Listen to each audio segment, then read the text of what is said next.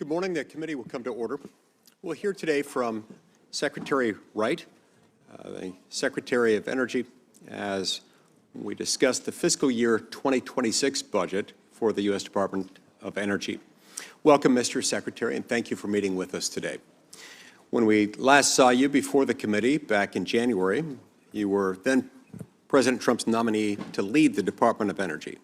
You're now 5 months into that role, and you're already delivering results. Congratulations on that.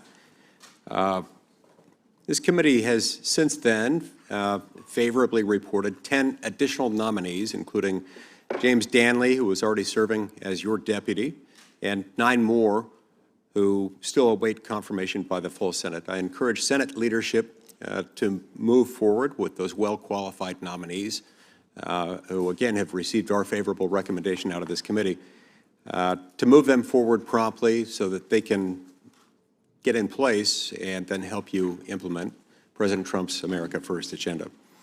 The department's budget in recent years has ballooned. We've seen a dramatic expansion, fueled by the misnamed Inflation Reduction Act, which instead provided tens of billions of dollars to fund green energy projects that make energy less reliable and more expensive for the American people.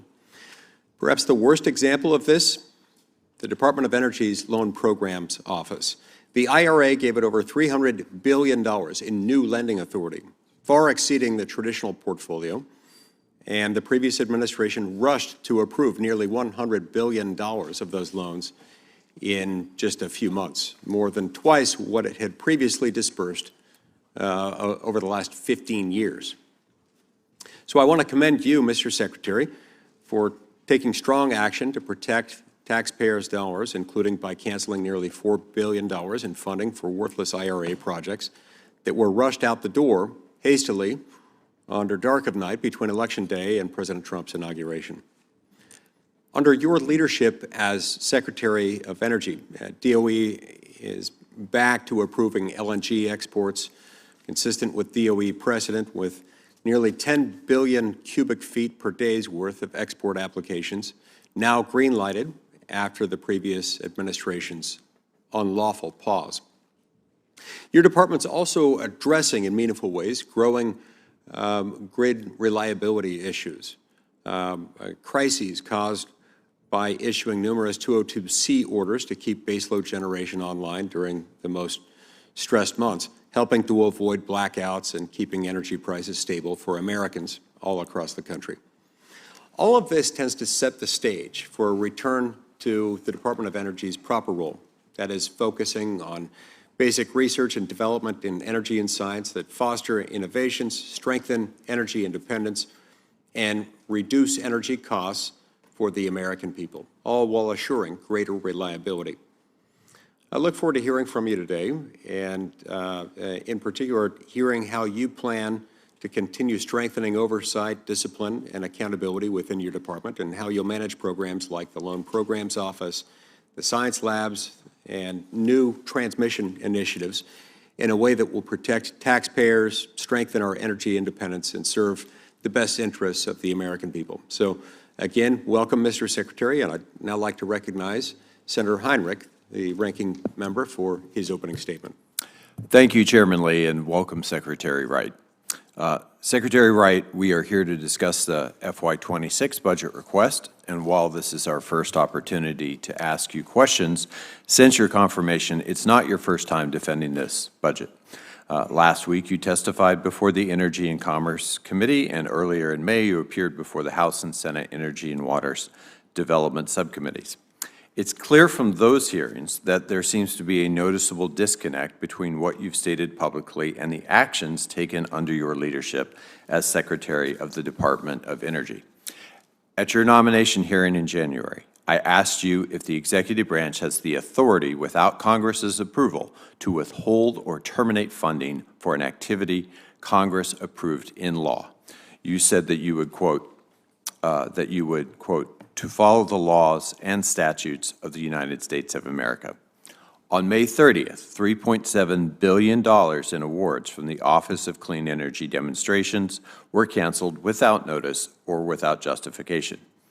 Cancellation of these awards crosses into impoundment territory and is certainly a breach of contract. Actions like these will severely damage our country's ability to lead in developing and commercializing next-generation technologies while ceding ground to our competitors. Another way to undermine our leadership, demoralizing the scientists and staff at DOE, the largest federal sponsor of basic research in the physical sciences. I know you realize this because on February 5th, you called DOE staff, quote, the unbelievable humans that are in the room today, that are across our national labs, in our cleanup facilities, in our offices around the country.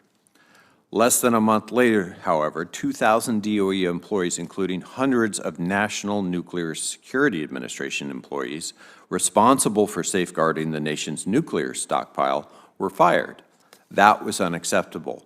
But only after heavy criticism did the department partially rescind the NNSA termination order and scramble to reinstate these employees. In the coming months, the department is reportedly set to lose thousands of additional employees to early buyouts. As my colleague, Ranking Member Murray noted, taxpayers have spent $70 million to pay people not to work at this point. But it seems that you may be regretting that decision. The Washington Post reported that across the government, officials are rehiring federal workers who were forced out or encouraged to resign. You know that this is no way to run a business or an agency, and I believe that we have to do better. And just yesterday, I heard from the national labs that this budget would cut funding for the labs by $2.75 billion, or 11%, compared to fiscal year 2024, an estimated loss of more than 7,700 jobs once fully implemented. Our nation's scientific and energy leadership is on the line. And let's talk a little bit about energy dominance. In your confirmation hearings, you said that you would be an unabashed steward for all sources of affordable, reliable, and secure American energy and the infrastructure needed to develop, deliver, and secure them.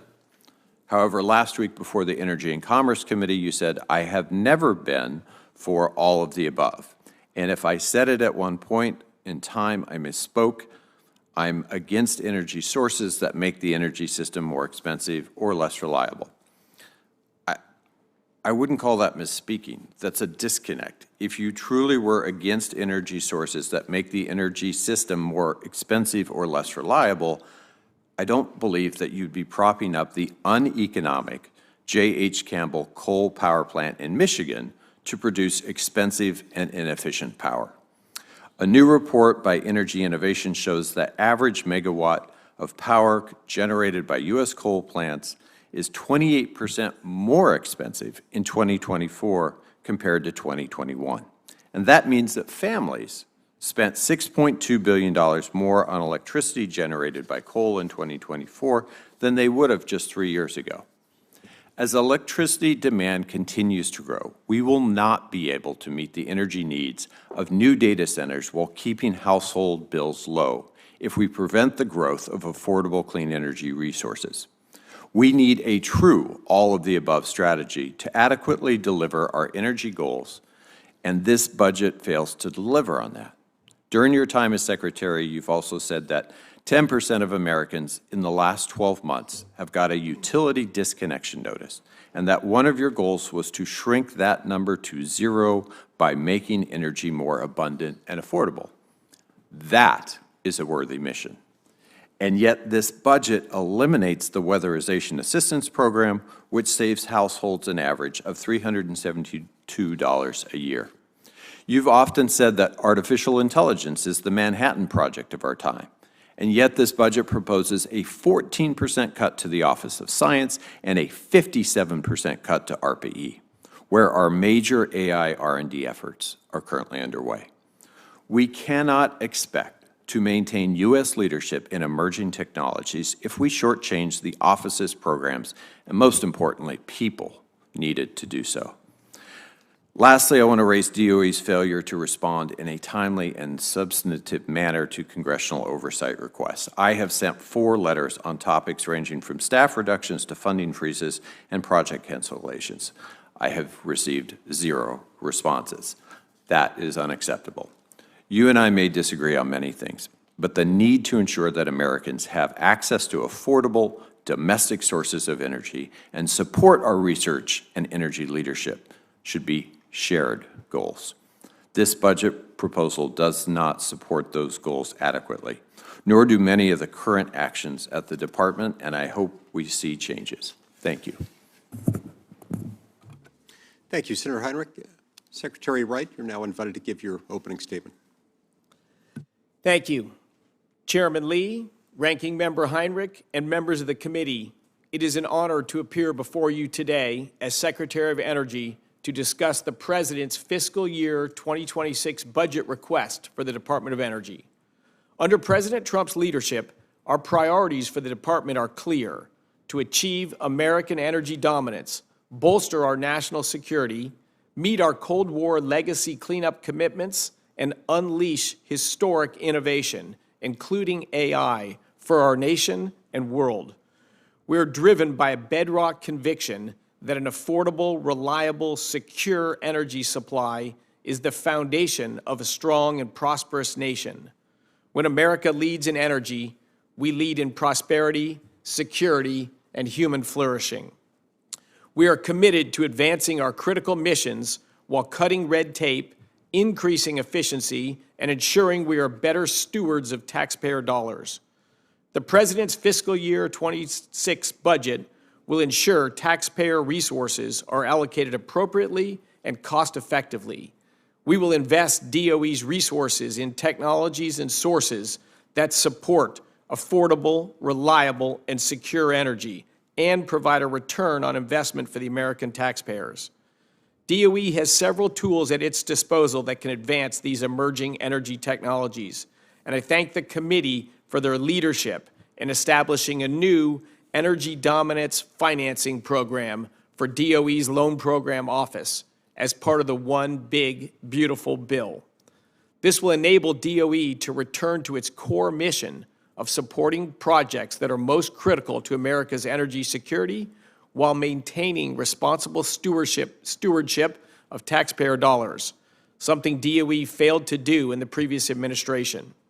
It is deeply concerning how many billions of dollars were rushed out the door without proper due diligence in the final days of the Biden administration.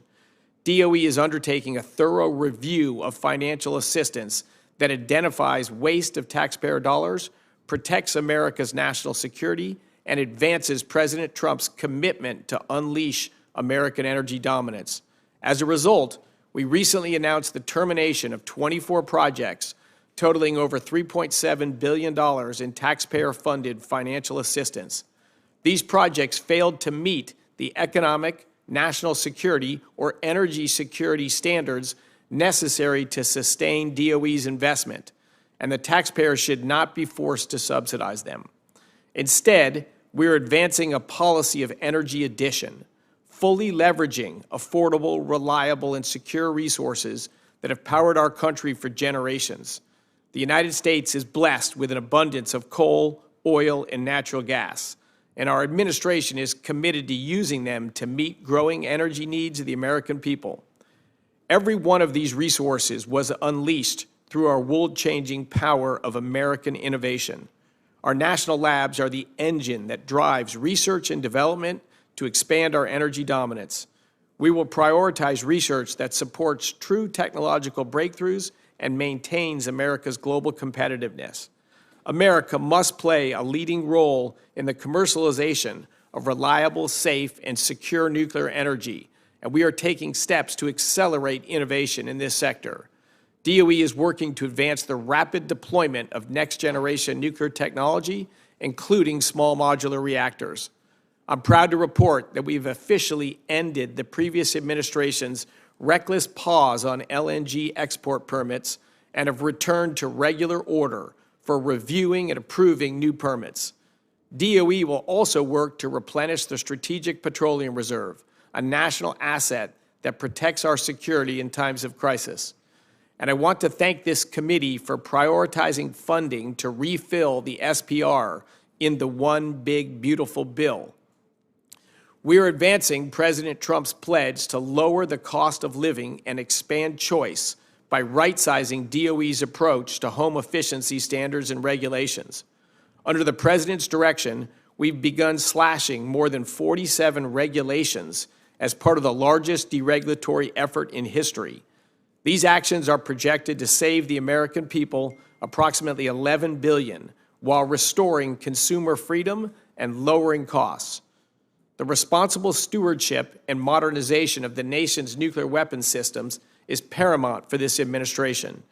DOE is focused on addressing critical upgrades for the U.S. nuclear stockpile and maintaining our engine powerhouses for submarines and aircraft carriers. Both tasks will become even more crucial in the next few years. Our nuclear innovation as a nation began with the Manhattan Project, and the next Manhattan Project is clearly AI. DOE has a significant role to play in driving AI innovation for scientific discovery and national security. Our agency has world-class high-performance computing capabilities, including 4 of the world's top 10 computers. Harnessing our energy potential to power global AI leadership while meeting growing demand will be the challenge of our time. But America doesn't back down from big challenges or big builds.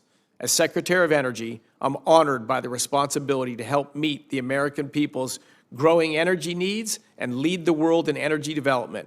I appreciated the opportunity to work with many of you on this committee to unlock America's full energy potential and drive down costs for families with the One Big Beautiful Bill. And I look forward to continuing to work together to achieve President Trump's energy dominance agenda. Thank you for the opportunity to testify before the committee today. Thank you, Secretary Wright. We'll now invite members of the committee to ask you questions in 5-minute rounds. I'll begin, and then we'll have Senator Heinrich after me, and then we'll alternate between Republicans and Democrats thereafter, in order of seniority, subject to the early bird rule adopted by the committee. So I'll begin now. Secretary Wright, the Energy Information Agency, or EIA, defines something known as the LCOE, the levelized cost of electricity, as, quote, the estimated revenue required to build and operate a generator over a specified cost recovery period. Now, as I understand it, this LCOE calculation does not take into account existing generation resources, stuff that's already in place, spinning out electrons, especially dispatchable generation, which is retiring at an alarmingly rapid pace. Additionally, wind and solar have been shown in many instances to have a negative effect on the levelized cost of dispatchable generation. This is because generation, like gas, nuclear, coal, among others, are forced to reduce output while still having fixed operational costs that go along with those enterprises, all to accommodate for electrons put onto the grid by other sources, intermittent renewable generation sources. I recently introduced a bill that would repeal all the IRA subsidies for inferior generation, like wind and solar. Can you elaborate on how tax incentives for those generating sources, the intermittent sources, actually increase the levelized cost of firm resources, thereby increasing costs for consumers at the end of the day? Yeah, Senator, thank you for the question. It's an issue I'm quite passionate about. I worked on solar energy in graduate school many years ago. And so, as I said in my opening statement and have maintained ever since, I'm for all sources of affordable, reliable energy. I'm not for all sources of energy, period, only ones that contribute to affordable, reliable, secure energy. The levelized cost of ownership idea is decades old, and it came out to compare always-on dispatchable sources. The cost of it, which we build a new nuclear plant, a new coal plant, or a new gas plant, because they provide the same thing. They provide electricity on demand. I compare, it was never intended, of course, for a source that you don't know when it's going to be there and when it's going to be gone. That's just a completely different entity. When your child is born premature and you place that child in a life-saving incubator, it's not okay to say it's going to turn on when the wind starts blowing. Or, well, it's on right now, but when the sun goes down, it's probably going to be off till the morning. There simply are no customers for electricity that You may have it, you may not have it. I gave it, imagine if you had a competitor for Uber that came out, no go, and they came out and said, our levelized cost per mile of transport, going to be 10% cheaper than Uber. Everybody should run to that, it's cheaper. Now, we don't know when we're going to come pick you up, and when we do pick you up, we don't know where we're going to drop you off, but our cost is 10% cheaper. They're just two entirely different things. And so, yeah, as you rightly pointed out, what matters is the system cost. But if you have sources that, I can talk more about the Texas electricity grid later, at peak demand is the actual time that you usually get the lowest delivery from renewables. So you have to have the other grid, the reliable grid, to provide electricity at peak demand to keep everyone alive and the incubator on. And then we have a whole second grid that comes and goes with the weather. And of course, to manage both of those together, it's guaranteed, and data has shown it in spades, to be more expensive and a less reliable grid. And further, that no-go company that wouldn't fly, if we subsidized it and helped them buy these vehicles and stand up a business that with a business model that doesn't work, you just cascade a problem. They're very unique subsidies where we spend $1 of subsidy, and it doesn't defray consumer costs. The government spends $1 of subsidy, and consumers pay $1 extra for their electricity. Thank you. No, that's helpful. Very good explanation. There is a residential solar company called Sunnova that received $3 billion, a $3 billion loan guarantee from the previous administration's Department of Energy that recently filed for Chapter 11 bankruptcy. And now, Biden's Loan Programs Office Director, Jigar Shah, was aware of accusations that Sunnova defrauded seniors selling solar to those that were, quote unquote, on their deathbeds. Despite this, Mr. Shah instructed DOE staff to prioritize Sunnova's loan application after attending a dinner hosted by a Sunnova board member. The board member's spouse was the former chair of the DNC. The DOE Inspector General determined that Shah's actions potentially violated the ethical standards for executive branch employees. How can the American people be confident that the Loan Programs Office inside the Department of Energy is acting in their best interests when actions like those taken by Jigar Shah have undermined the credibility of that same office? Huge undermining of the credibility, Senator, huge undermining. And it's one of the reasons people are mad at me for being slow and process-oriented, but it's in response to things like that we have created this program review process where we have a team of cross-functional people to evaluate every project of any meaningful scale. If it's a few $1 million or more, there's 500 such projects.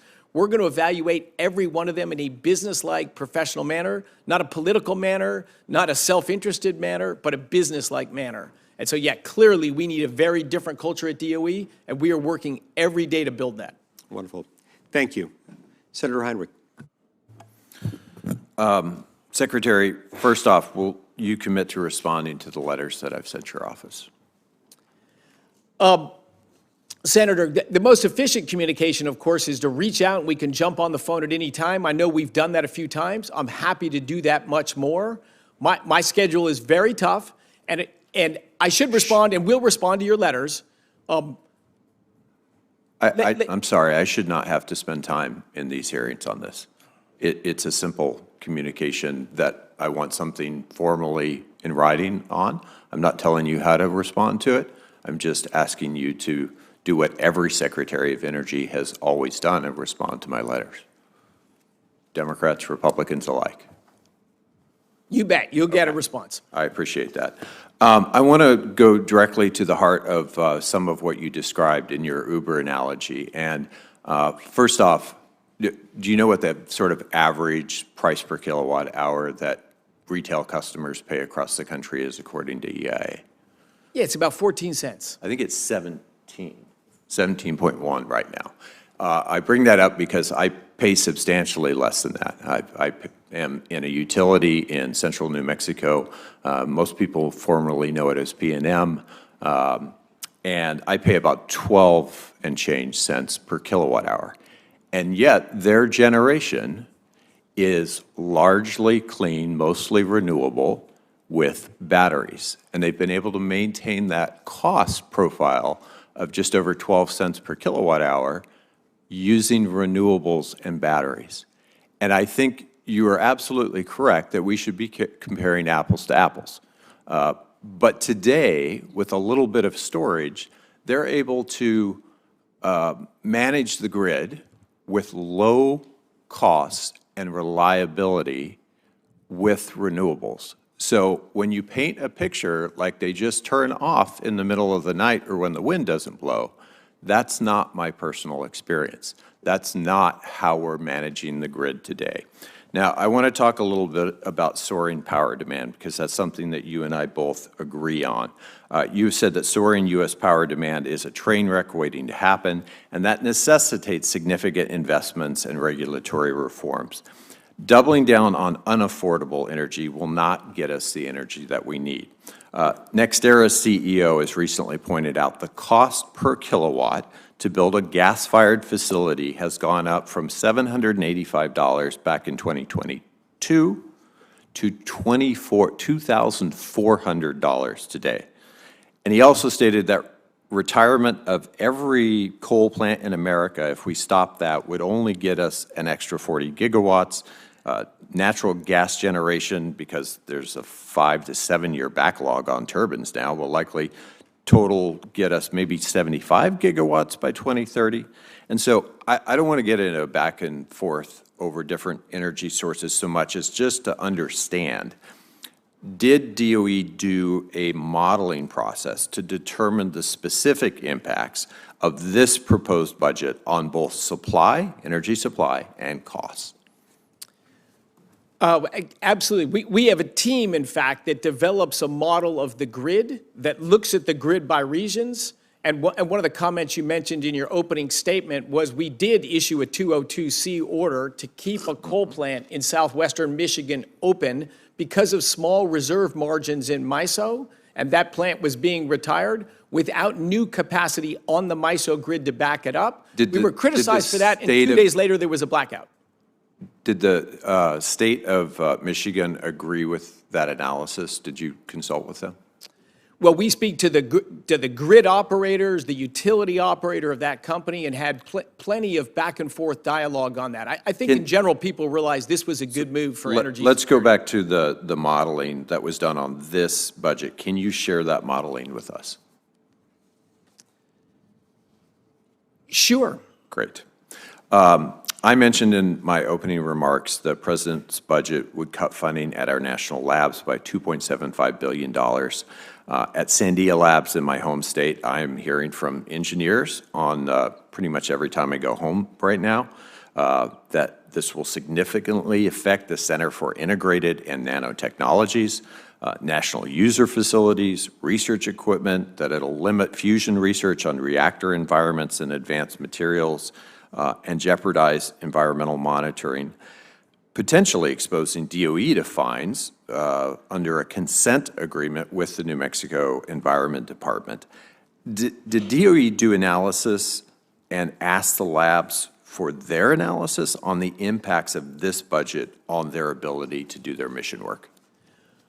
The budget has not been allocated down to individual labs and all that, but all of the allocation of funds and decisions of how it'll be impacted will be done on a lab-by-lab basis. But no, this budget, unfortunately, comes from the tough world we're in today, where we American taxpayers pay $1 a tax and the federal government spends $1.30. That's just an unsustainable problem we're on. I share a passion for the national labs like you do. My goal is to grow, not shrink, the output of top quality science at our labs. But do we need to be a little wiser and get the political science, not the real science, out of labs? Do we need to be a little bit more efficient in running labs? We do. But are we going to gut the technology and science and what we're doing in fusion and nanotechnology at the labs? Absolutely, we are not. Chairman, I'm out of time for now, at least until the next round. Senator Justice. Thank you, Mr. Chairman and Ranking Member and all the folks that are on the committee. I want to just do just this. You know, we are so blessed to have this man. It's off the chart. And I apologize. I apologize for your service that you have absolutely dedicated to all of us in every way. And then you have to be grilled. You know, we want, and we always would stand up, I would always stand up for, you know, good answers, good answers. This man says over and over and over, I'm an energy guy. I'm an energy, I understand this absolutely as well as anybody in this room, guarantee it, guarantee it. Now, with all that being said, he has said over and over, what he is tasked with is affordable, reliable energy. That's what we've got to have in this country today. And if we don't have that, we're in real trouble. Now, we know, I know, I'll promise you this, we can volley back and forth, but absolutely with all in me, I would vouch for this man right here. That's all there is to it. He's just that good. If you can't see his passion, you're not looking. That's all there is to it. He's eat up with passion. He's stuck on all the time. And absolutely, he has knowledge off the chart. Chris, I appreciate you. I really do. And I'll fight a buzzsaw for you any day. That's all there is to it.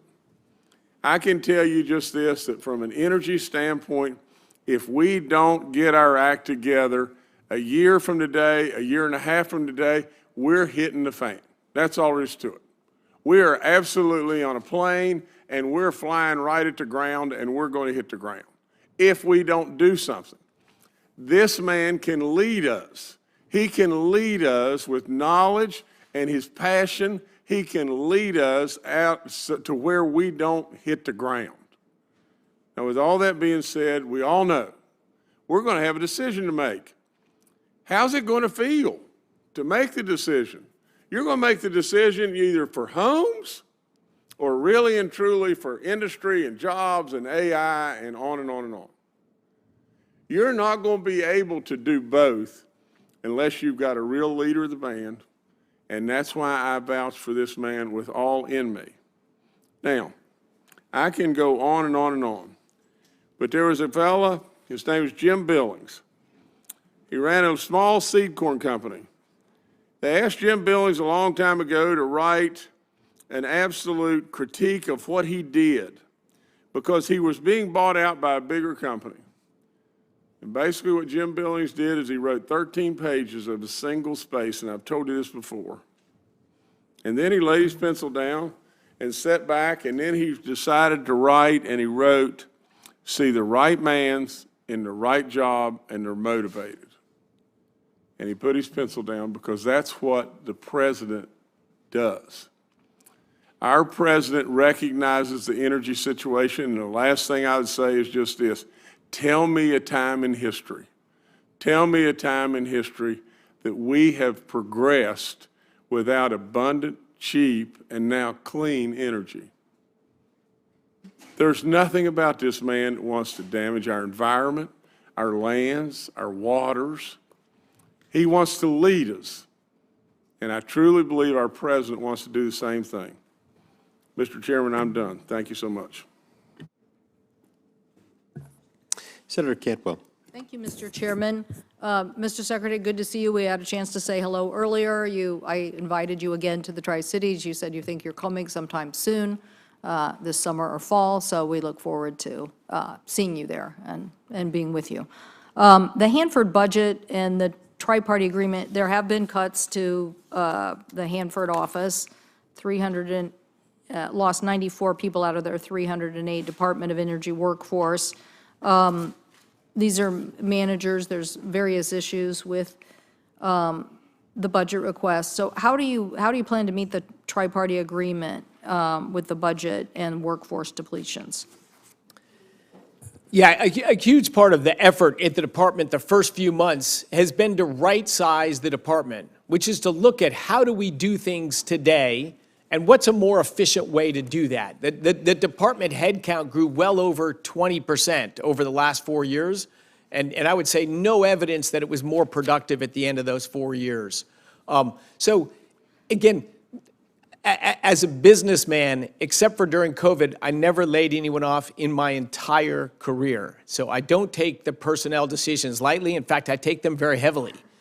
I think a big moment's coming at Hanford. So, I wish I could go, anyway, we'll see each other in the Tri-Cities and we'll go over it. But Yes. for a long time, there were lots of schemes about how we were going to clean up Hanford. But guess what? Vitrification is on the move. So now there's so much more the federal government can do in meeting the budget to meet the tri-party agreement because we're actually on our way. So I guess, we'll talk about this in more detail, but that's what's at stake here. The normal funding is missing the opportunity to actually get this project that has cost us so much over such a long period of time where we really need it to be. So that's the key point, but we'll go over those details. Do you support baseload hydropower online?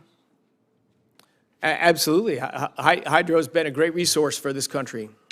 Okay, so you think, you consider that part of baseload power?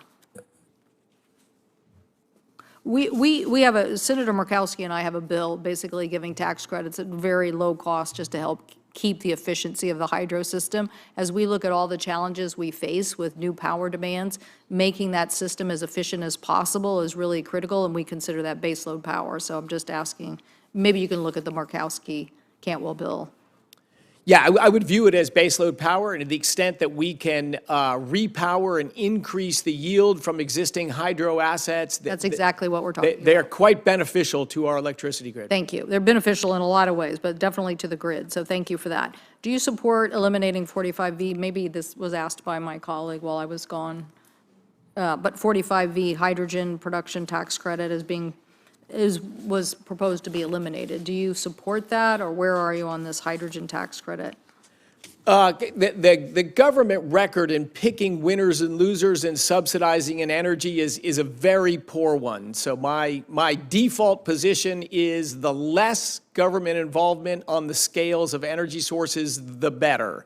I realize in the real world that's not possible, so we got to get rid of you got to prioritize which ones are the most offensive, and I mentioned wind, solar, and batteries certainly as technologies that we've subsidized and they've led to more expensive electricity. I would put them maybe at the most offensive. Hydrogen, it's tough with the math to see how in the long term it becomes a meaningful commercial energy source. Well, again, there's lots of chapters here we could, again, talk about. Yep. But I actually think getting rid of the tax credits that we have, some of the other ones broadly, are going to lead to an electricity increased cost. And so can I get you to tell me about the hydrogen hubs, whether you believe you support the hydrogen hubs and moving forward on this? So we put together, as I'm sure you've heard, and we've published it on the website, this project review process. We have a cross-functional team that evaluates every project. We're going through 500 projects. But is that data call a way to kill the projects, or no, you really believe in funding some? Absolutely. No, we are funding plenty of projects right now, and we don't stop funding any project. We're funding all of the existing projects right now. And when we evaluate them, plenty of projects will pass. Plenty of projects will pass. Other projects will say, hey, can you modify it this way to make it much more beneficial? Some projects will be modified and some projects will be ended. What application are you most excited about in a hydrogen hub area? What application? Fertilizer, jet fuel, something else? What are you most excited about? Well, so the highest value use of hydrogen, right? So it's expensive to produce, but there are high value uses of hydrogen. Like we produce it today commercially because in refining, it's very high value. In fertilizers and materials, in chemistry, the problem is what's the cost to produce the hydrogen, and are there uses of it that their value is above the cost? Yeah. I say energy is about two things. It's just about people and math. Well, we think even going back to the 45V, my time's expired, but in looking at, green hydro, which we have in the Northwest, drives down the cost and provides sources for very hard to serve, hard to decarbonize big sectors of the economy. Thank you, Mr. Chairman. Thank you, Senator. Senator Hyde-Smith. Thank you, Mr. Chairman, and thank you, Mr. Secretary, for your willingness to serve, the tenacity you serve with, and you bring so much to the table, and we are very grateful for that, and you continue to do it every day to just impress us. I, too, want to invite you to my home state of Mississippi. It's pretty hot right now, but the humidity today here, I think, is matching it. But we have just positioned ourselves for greater artificial intelligence infrastructure growth and so many things, like many states that you talked to when the members here. But we've attracted several significant investments, like the Amazon Web Services, the hyperscale data centers from many major companies that we're excited about. But of course, it's crucial for supporting fast-growing AI is reliable energy and affordable energy. The Mississippi Power Play initiative was recently unveiled by our state leaders, and it is about increasing energy production, but ensuring that those things that follow the affordability of that, the reliability of that, and access for all of these companies that are choosing to come to our state.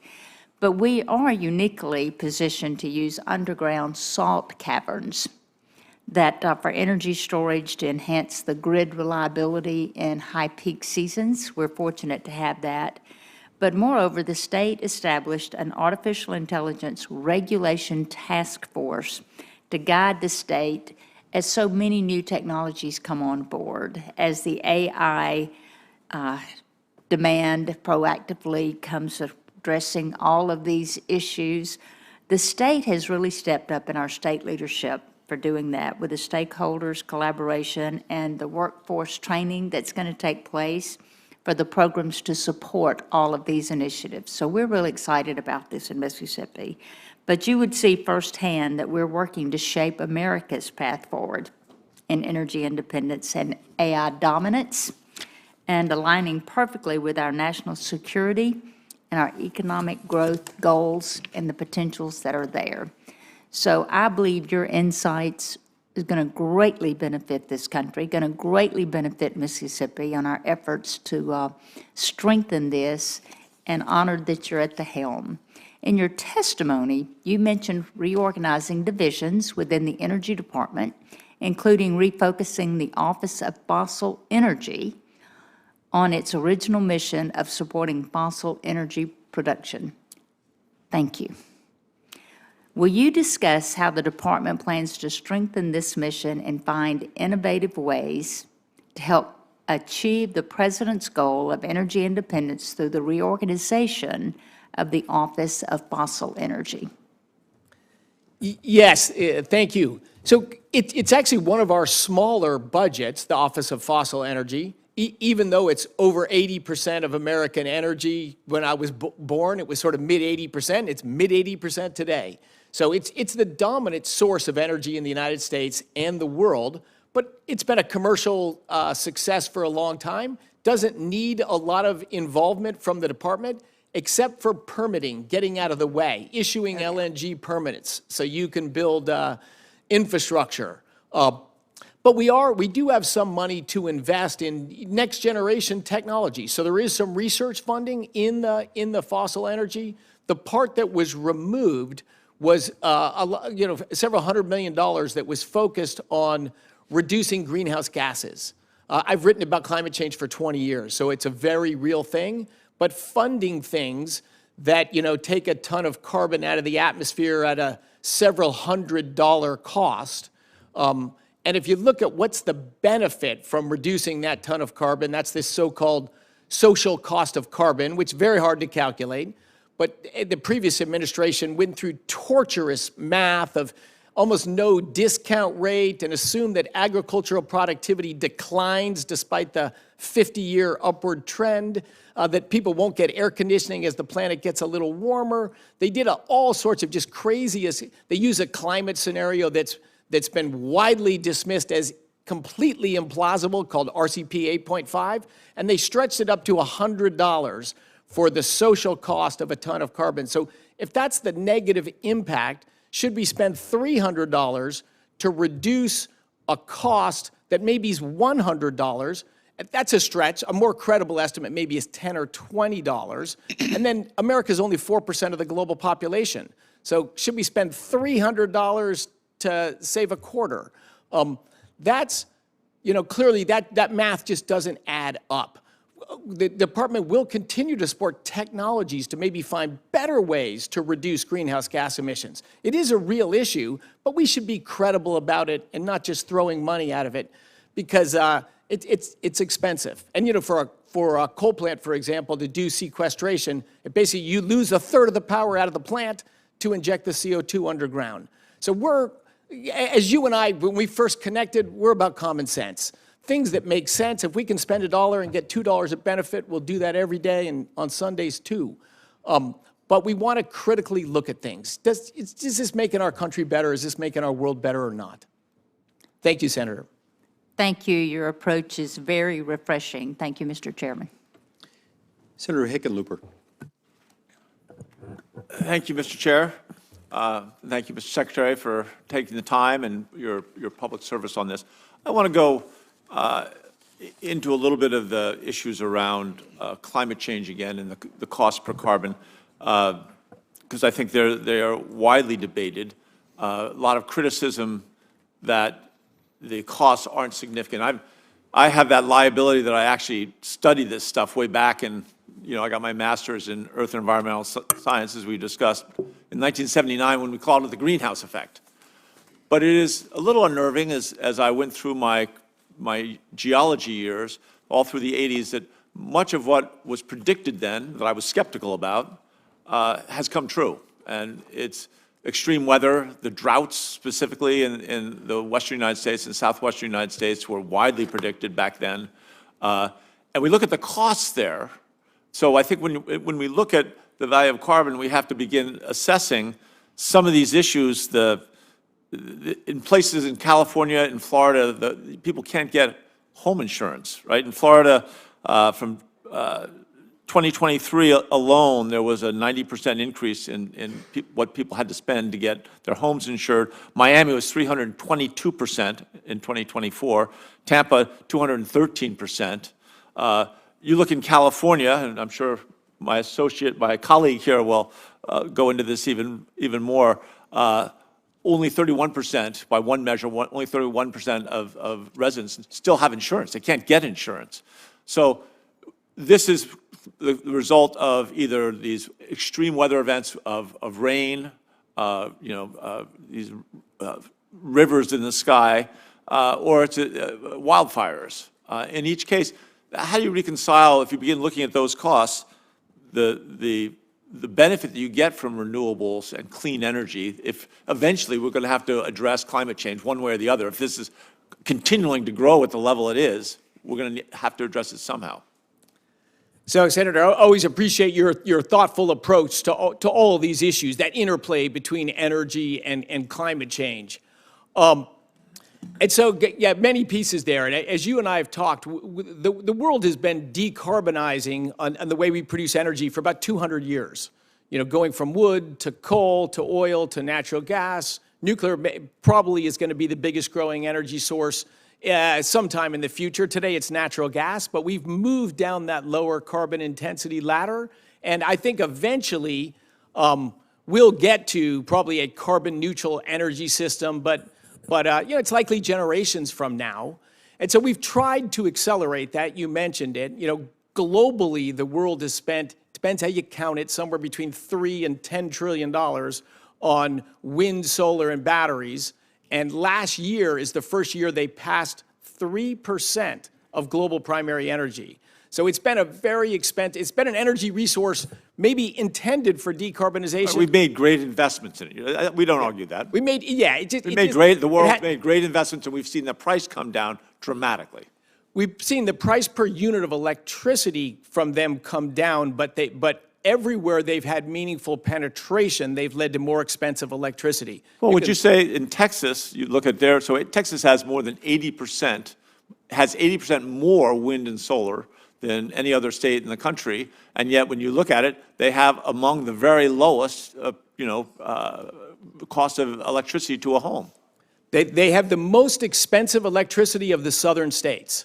So it's kind of what Texas does have lower cost electricity, as do many states across the country, but not because of wind and solar. I would say in spite of wind and solar. If the alternative is Florida there, that both of them dominantly run on natural gas, but Florida did not load its natural gas grid with just massive amounts of wind and solar that make the grid turn up and down all the time and drive up prices. So Texas has done, better than New York or New England for sure, but its electricity is affordable not because, but in spite of wind and solar. But let's come back to your comments about insurance. These are very real, very human issues. We do have trouble with insurance markets. I would maintain this is the way markets are regulated, the way they're controlled, and the restrictions of freedom to compete. Because if you look at the losses from extreme weather damages that are paid out by insurance, insured losses from extreme weather damage, it's been on a multi-decade downward trend, not upward trend, but downward trend, over 20% decline over the last 30 years. Deaths from extreme weather have declined over 98%. So extreme weather is not actually exploding and growing, as everyone says. Drought's actually on a downward trend in the U.S. and globally. So Well, we'll take you down on the Colorado River when you think that we've got 10,000 years of data on the Colorado River, and that's a drought that is not slowing down. I'm out of time, but I will come back for a second round, I promise. let's go down the Colorado River together, my friend. Well, absolutely, and I hope when you are coming out back to Colorado at some point, I want to go out to NRail too as well, but we'll get to that in the second round. We'd love to. Senator Padilla. Thank you, Mr. Chair. I know 5 minutes go quick, so I'm going to jump right into it. First couple of questions may seem off topic, but there's a point. Please humor me here. You're a science guy. Cybersecurity is a top concern for the country.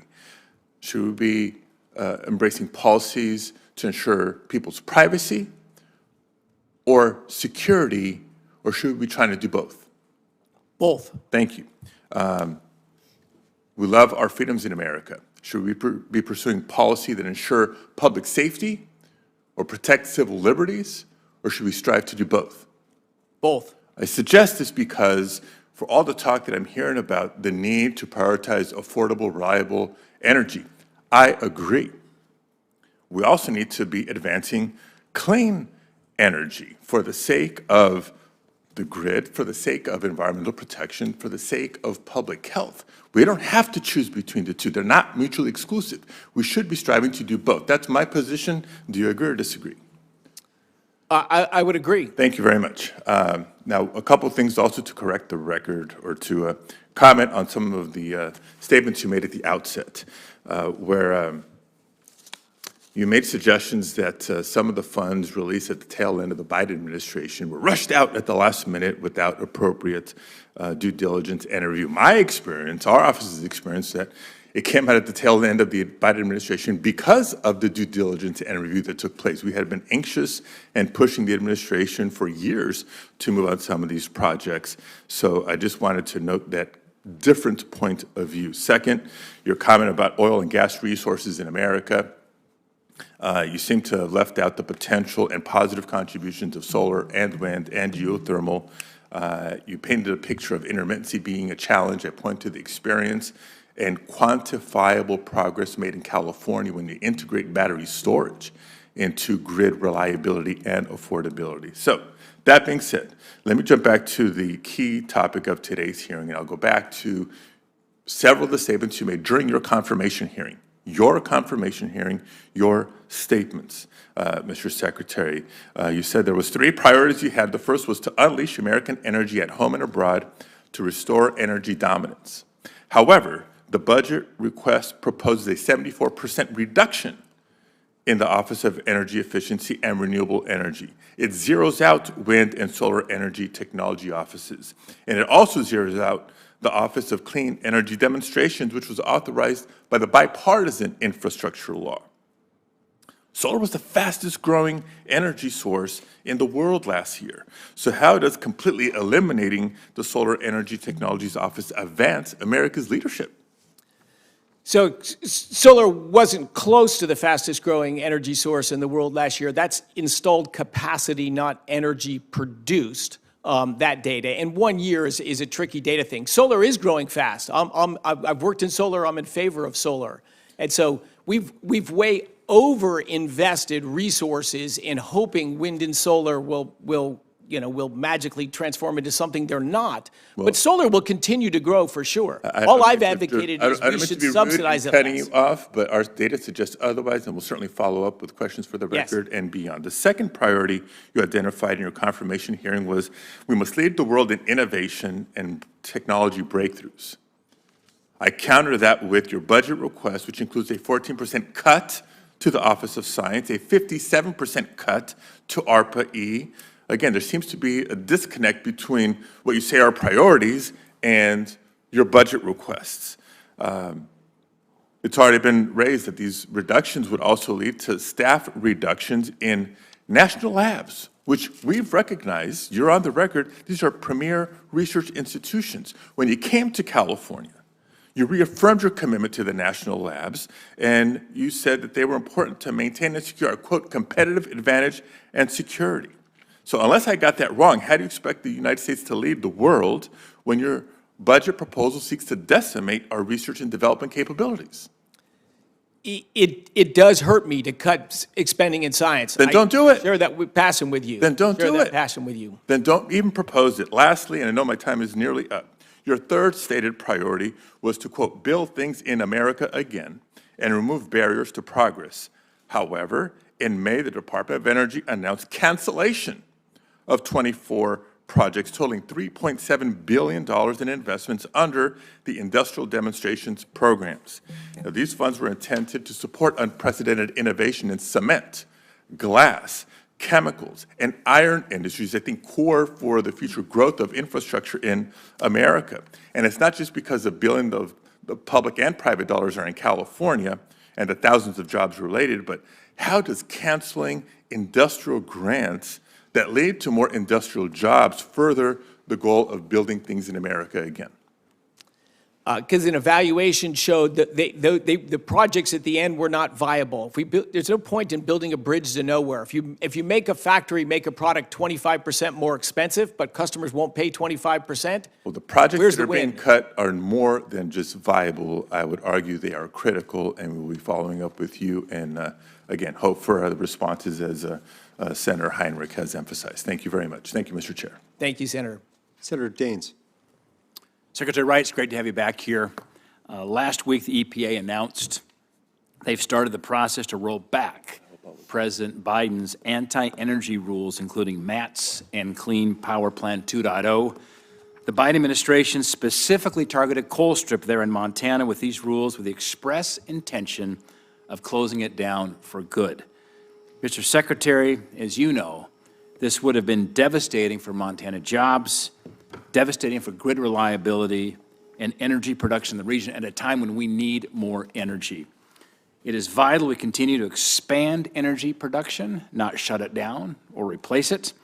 That means building more projects while ensuring coal plants like Colstrip continue to produce baseload power, reliable, affordable power.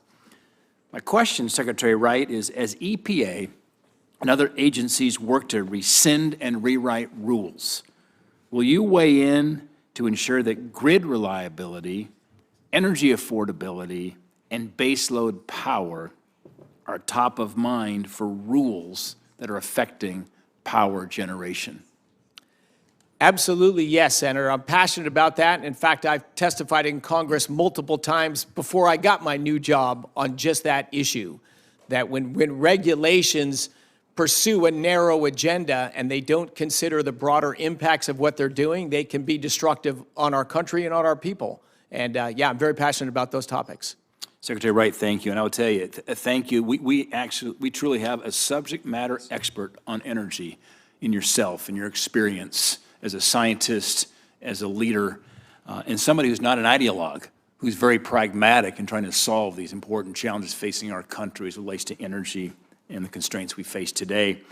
Last week, Senator Hoeven and I, along with our colleagues from Montana and North Dakota delegations, sent you a letter expressing our strong support for DOE's efforts to advance American energy dominance, particularly through the approval of the North Plains Connector Interregional Transmission Project.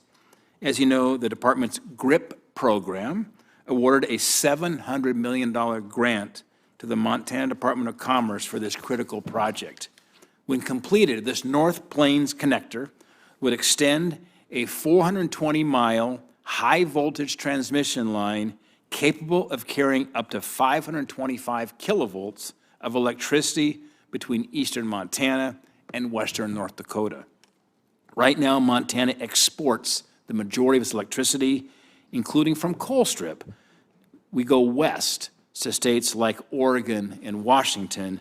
This project would have the potential to diversify Montana's generation assets, unlocking billions in private investment and enhance our nation's energy security by connecting eastern and western electric grids. My question, Secretary Wright, to keep this critical project on track to meet its 2032 operational target, will you commit to supporting advancement of the North Plains Connector GRIP Award to ensure that we can move this forward?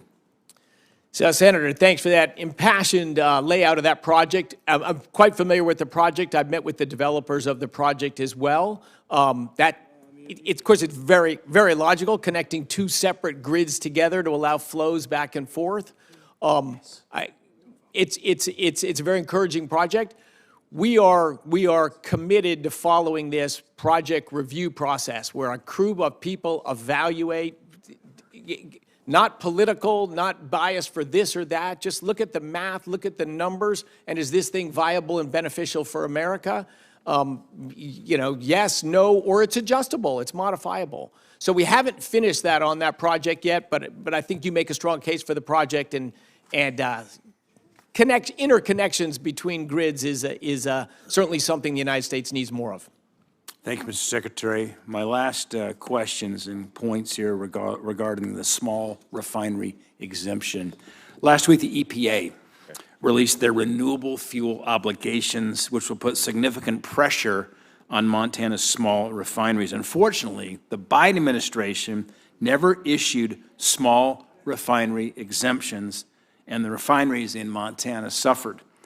DOE plays an important role in consulting with EPA over small refinery exemptions, and it's important that your voice is heard as EPA makes their decisions. Secretary Wright, I'd ask if your willingness to work with Administrator Zeldin to ensure that our Montana refineries with the small refinery exemption have the resources they need to continue operating.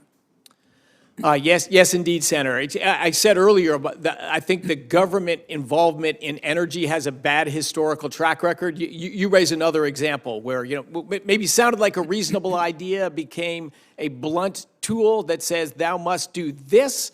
There's all different refineries and all different settings and all different access to feedstocks, and it's that rule is not well suited to the problem you've got, and there are ways to address the problem. And as you just said, the last administration chose not to address those problems. But I think this administration is very practical and wants to look at what trade-off package makes the most sense. So I hear you, and yes, I am engaged and will continue to be engaged with EPA on this dialogue. Secretary Wright, thank you. Thank you for raising it. Mm-hmm. Senator Cortez Masto. Thank you, Mr. Chairman. Secretary Wright, welcome. Thank you for being here. Do you support an all-of-the-above approach to tackle growing electricity demand?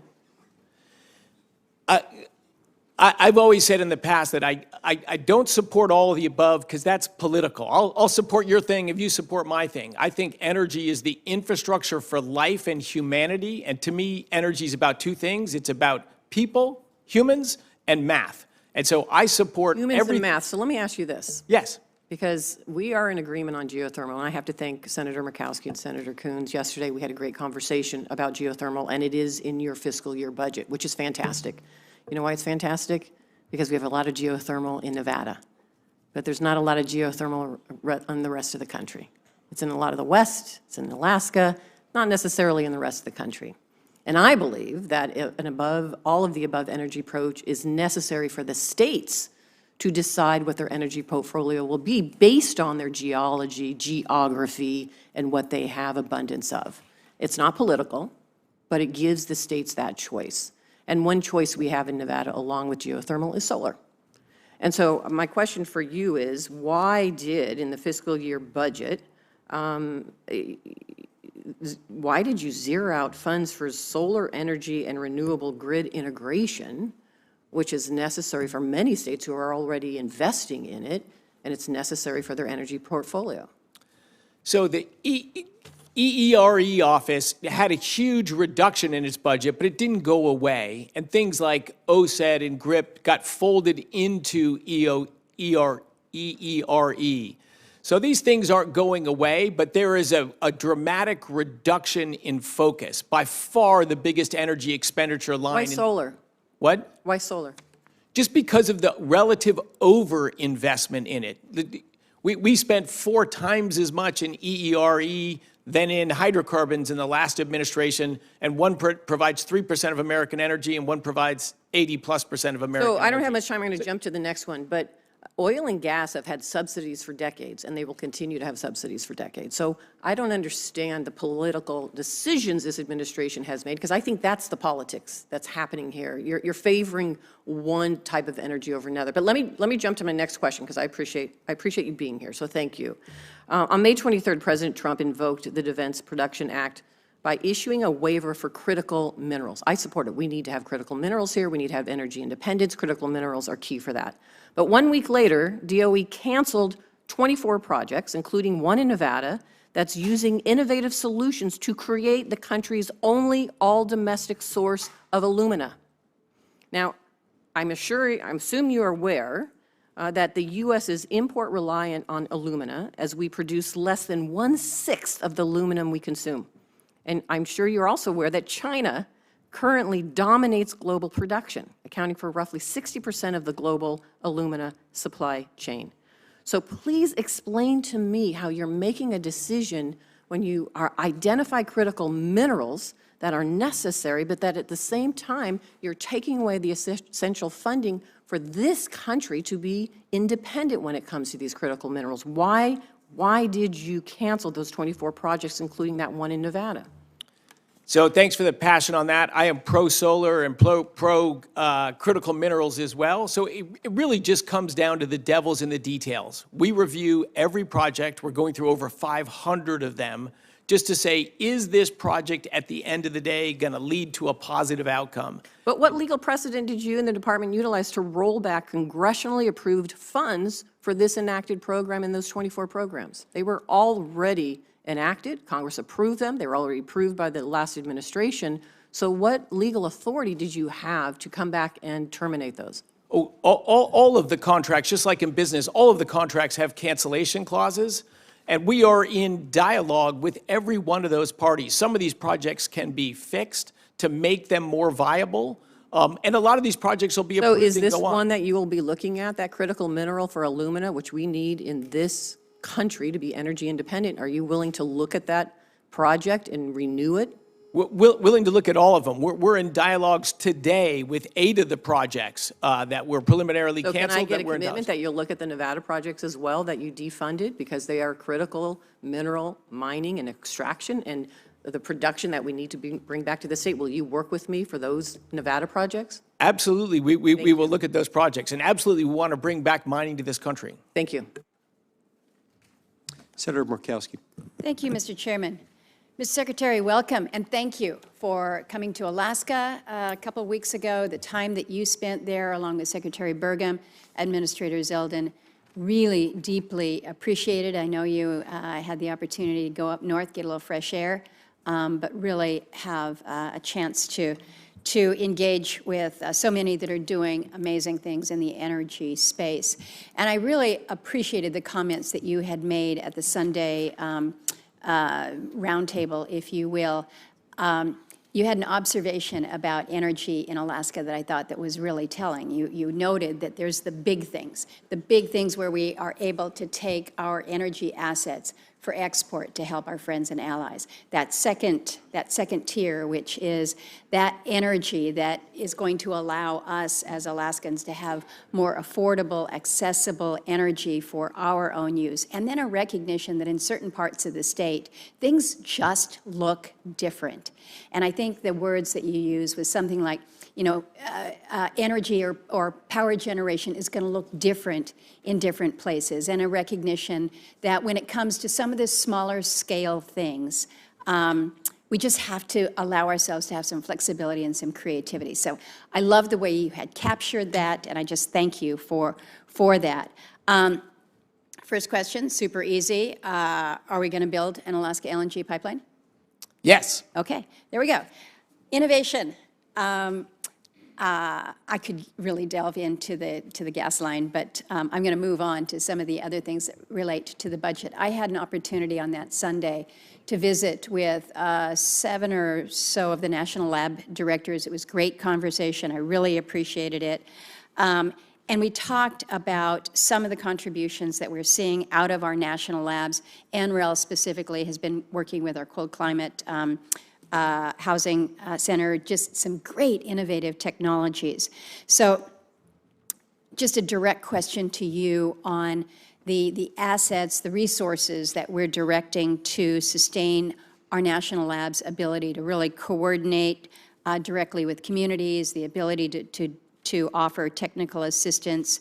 Are you good with the budget and where you are, and in a recognition that there's so much value to be had from the work of our national labs?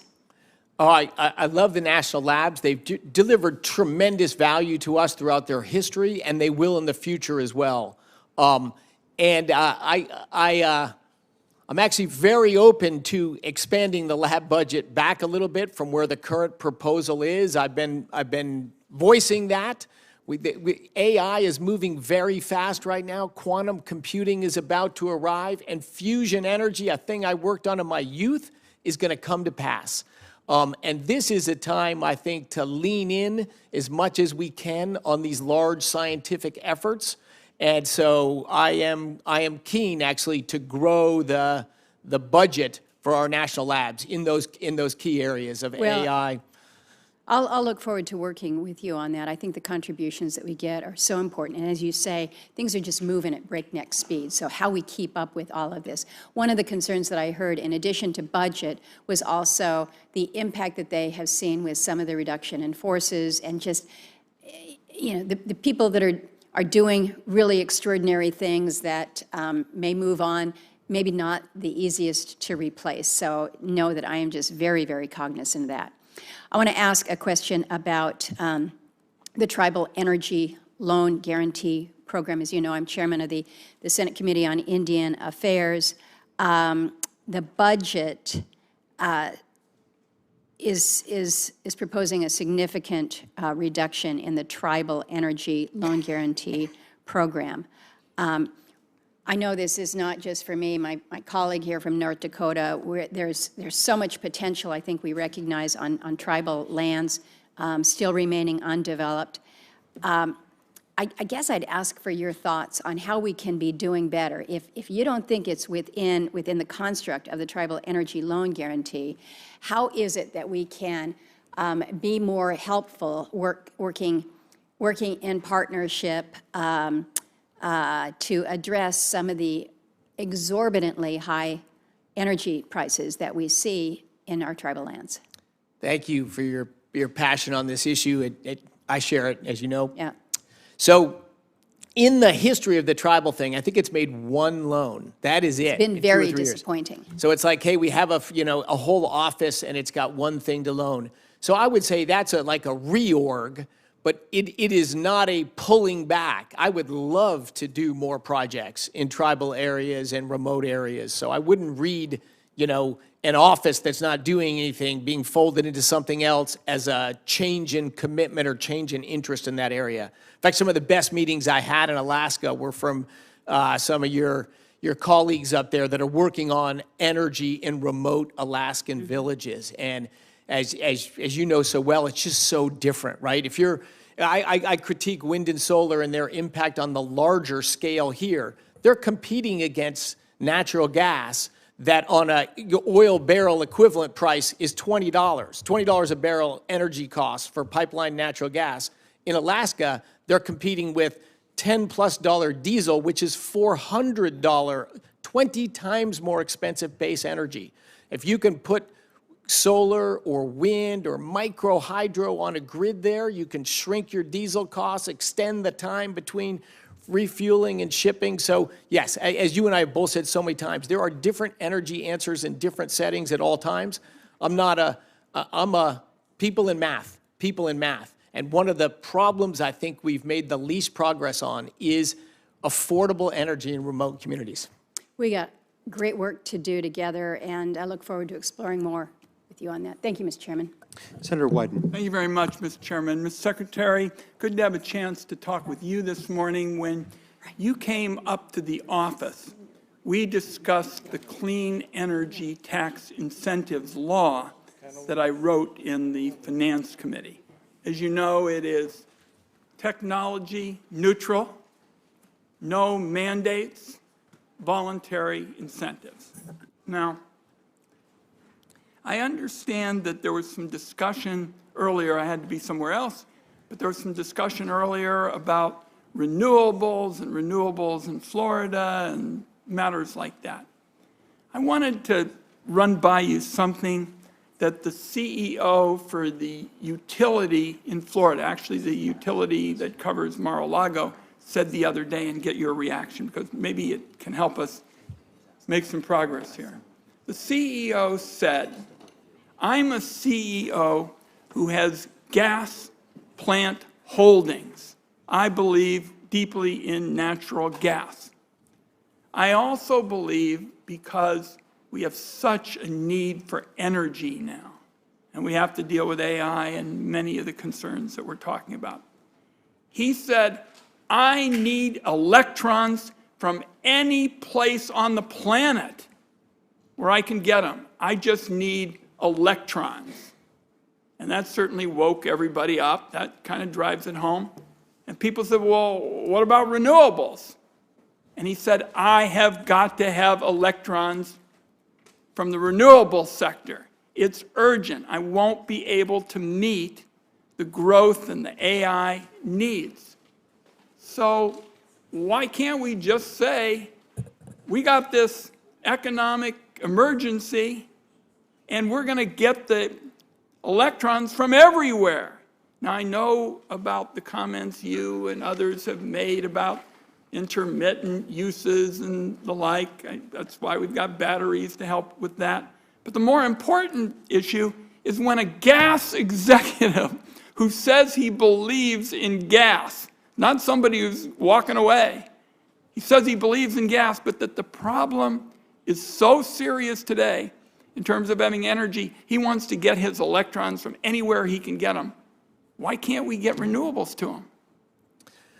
Well, I've had the same dialogue with the same CEO. He's the biggest renewable developer in the world and runs a big business. But to me, it's about people and it's about math. So we can, nobody's proposing to stop solar power, right? The idea is it's been subsidized for a quarter of a century, and it should compete on its own. And it will. Solar will continue to grow. It'll continue to get built. That's happening right now. Respectfully, Mr. Secretary, it's getting short shrift in the central climate change law of our time. Until I wrote this law, we had never in 50 years done anything on cap and trade or pricing or anything that anybody, whether they were left or right, had agreed on. And now solar is getting short shrift. We're hearing about it from companies who really feel that it is really being left out at a time when we ought to be saying, this is something, that's why I put technological neutrality as my lodestar. I wanted to make sure that everybody could play, that it'd be voluntary, we'd have incentives and the like, and solar is getting short shrift now. Now, maybe you can do something here as we try to wrap up what we're working on in the reconciliation bill, but I'd really urge you in the strongest possible way to pursue an approach that I'm the author of. And I like the idea that a gas executive is saying, I'm for gas. I am for it. When I was chairman of the committee, my first hearing, because I thought it was relevant to the debate, was on natural gas. But right now, we've got to have renewables, and the best way to get them and satisfy that electron need is that way. Can you help? What I would like, the bigger the government's involvement's been in energy, and you can look at Germany or Denmark or UK if you want to see people 10 years ahead of us, when the government goes into energy and subsidizes certain kinds of energy, you get a lot more of that. And the net result has been expenditures of money on the subsidies and a less reliable, more expensive system.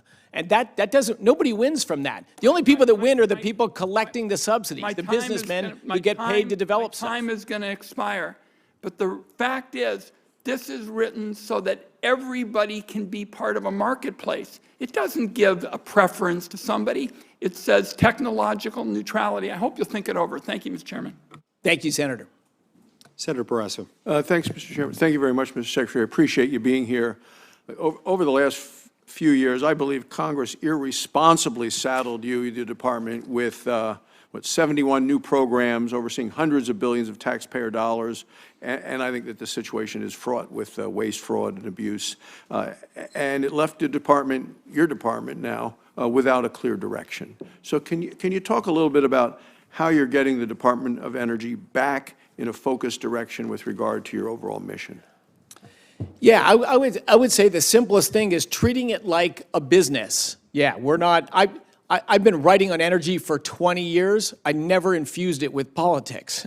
You know, to me, energy is about humans and math, right? Energy is to better people's lives and expand their opportunities of how they can do things. And the way to do that just comes down to what is the lowest system cost to deliver whatever that form of energy is in a reliable, secure way. And reduce the environmental impacts of it, of course, as well. And the track record of markets and that has been quite good.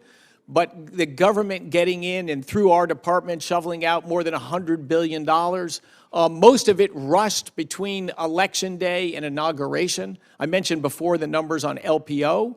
That's loans. Our department also gives out financial assistance. It's like grants. They give financial assistance to businesses. This is IRA and IIJA money.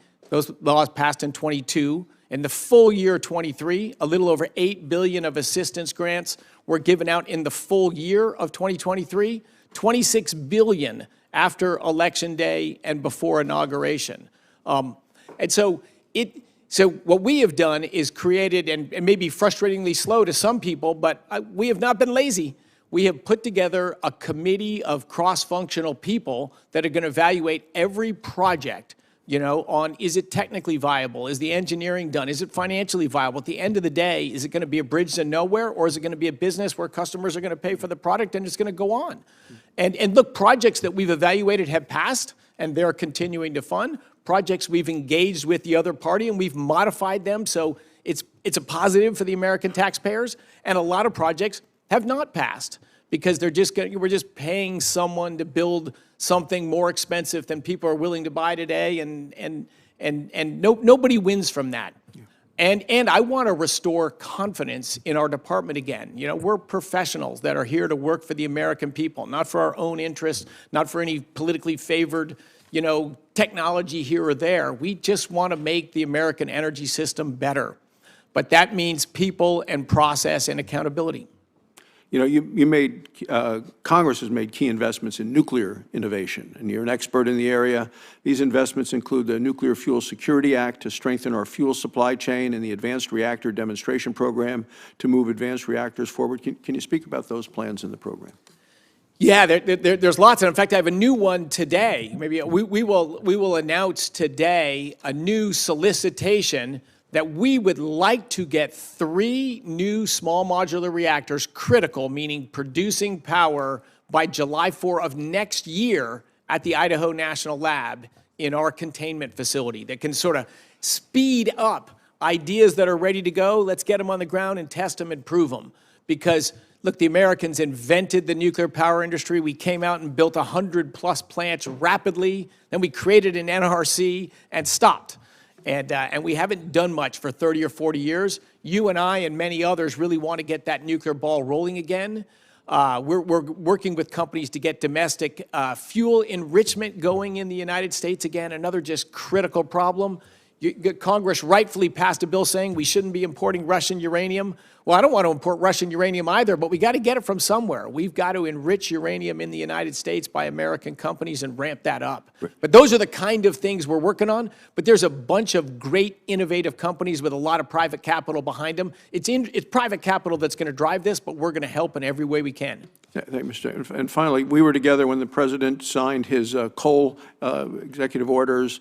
The last administration was flat out anti-coal every way they could be. They wouldn't support the projects that we needed, even when the ones that resulted in diminished emissions. I mean, they just were against everything. I thought it was short-sighted, left our valuable resource underutilized. What's the department doing in terms of restarting coal research, whether it's novel combustion, carbon capture, coal products made from newly mined coal, as a result of the president signing the executive orders? So a number of different efforts there. One, I'll just state that the facts. Yeah, coal has been the largest source of global electricity for 100 years. It will be when I die as well. There's a reason coal is the biggest provider of global electricity. But I'll be in your great state on July 11th for the opening of a new coal mine that's combined with rare earth element mining right there.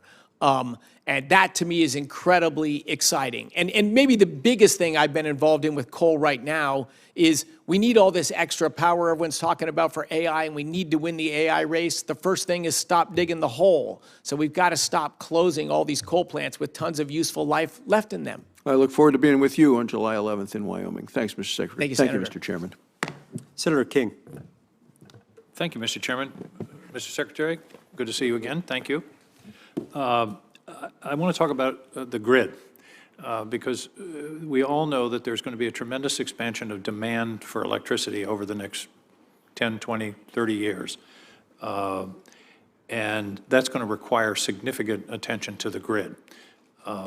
And the Grid Resilience and Innovation Partnership Program was created under the bipartisan infrastructure bill. My concern is that there are a significant number of programs under that have been received approval but are now being reviewed by your office. My first question is, can you assure me that that review is professional and engineering-based and not political? Absolutely. It is. We're evaluating the engineering, the science, the finance, and just the viability of the projects. It's just a business review. Unfortunately, it wasn't done before when grants were given. But I would say in the GRIP program, there's a lot of very good projects there. But we're just trying to be careful and thoughtful. One that I'm particularly interested in is the largest grid-scale battery project that's being manufactured in West Virginia, but is scheduled to be located in a small town in Maine that would make a huge difference. And I hope, what's your timeline on this review? We stood up this process a few weeks ago. Now we're going to get probably, I'm trying to think of a number here, but at least 20 of these a week out and done. But Senator, you raised that again. I'm very interested in that technology as well. And my chief of staff here is here with me, and we'll make sure that in the next few weeks at most, we will get onto that project. Well, because batteries are part of the solution, not the whole solution, but development of that technology, which was described to this committee something like 2 or 3 years ago, is very promising. So I hope we can move forward on that. Following up on the same area, Grid Deployment Office, again, looking at the demands on the grid, the problem is the budget proposes a 75% cut in the Grid Deployment Office. I don't understand this is a place to cut where this is obviously an increasing demand and pressure on the system. It is, but I would look at it as more part of a reorganization of the department. That the central thing there is the Office of Electricity and CSER, the cybersecurity thing. They're sort of the two core offices around that. There was a lot of other smaller offices set around, but I would look at the whole complex.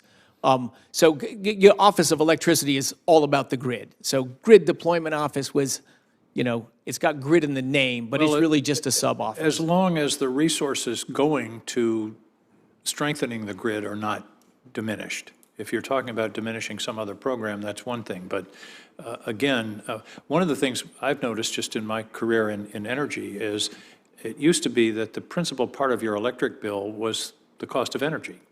Now, in many places, transmission and distribution is 50% or more, and that's only going to increase unless we start to think about new technologies, what are called GETs, which I'm sure you're familiar with, grid-enhancing technologies, so that we're not simply rebuilding massive facilities that could be obviated by new technologies.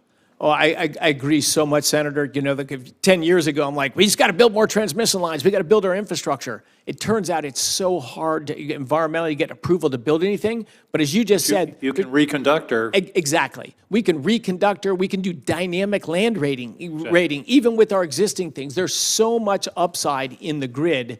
And there, I think we just got to find some practical solutions and get local regulators to implement these things. But I agree with you. A lot of upside in being smarter about the grid. My other concern with the budget is ARPA-E. Research is one of the things the federal government can do, particularly basic research that doesn't necessarily lead immediately to commercialization. If it led immediately to commercialization, the private sector would be doing it. This is where the government can fill in a gap in the market. I'm a big supporter of the market, but the market doesn't factor in all of these elements. Why are we cutting ARPA-E by more than half?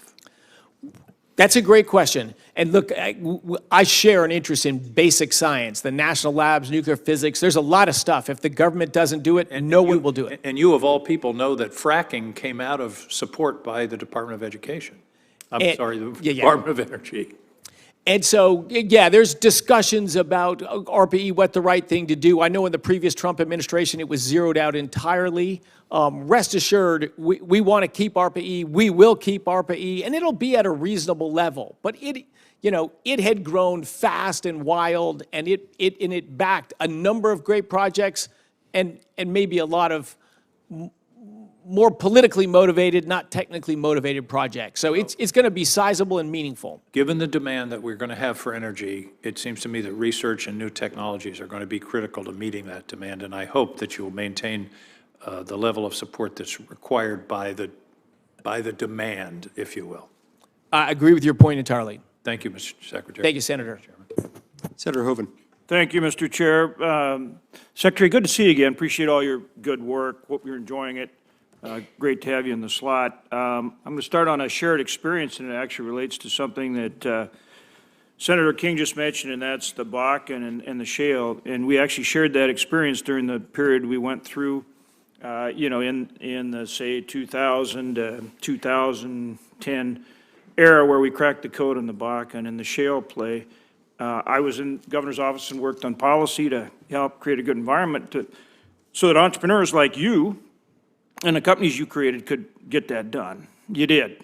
Great. And obviously producing an incredible amount of oil down in the Permian and the ranking member's state of New Mexico, obviously Texas the lead. But in our state, we produced over 5 billion barrels out of the Bakken as a result of that.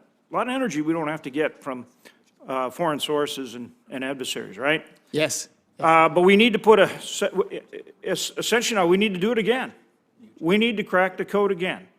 Now we need to develop the carbon CO2 floods that are going to bring out probably an equal amount or more, given that we're only getting, less than 10% of the oil out of the Bakken shale and the other shale plays. We now need to develop these floods. We've used hot water and other things, but really the CO2 will be much more effective. And we can put a whole nother life on this energy production. Domestic, high quality, highest quality oil, right here at home. Talk to me about how we are going to get that done. How are we going to crack that code again?